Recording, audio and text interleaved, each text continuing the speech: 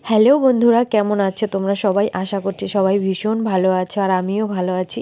তবে এই বিয়েবাড়ির অনেক ভিডিও তোমরা দেখে ফেলেছো, কারণ আমি অনেক কিছু শেয়ার করেছি। তাই ভাবলাম যে চলো শেষ পার্টটাও তোমাদের সাথে শেয়ার করি।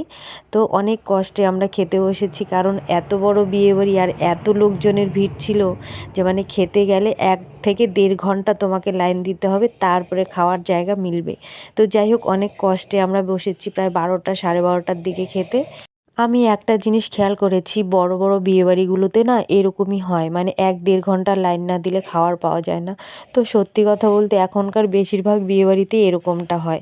লজ্জাও লাগে, কিন্তু বিয়েবাড়ির এত ভালো ভালো খাবার বলো, সেটা ফেলে রেখে আসতেও কেমন লাগে, তাই না? বিয়েবাড়িতে ঘুরে বাড়ি গিয়ে রান্না করে খেতে কি আর ভালো লাগবে বলো?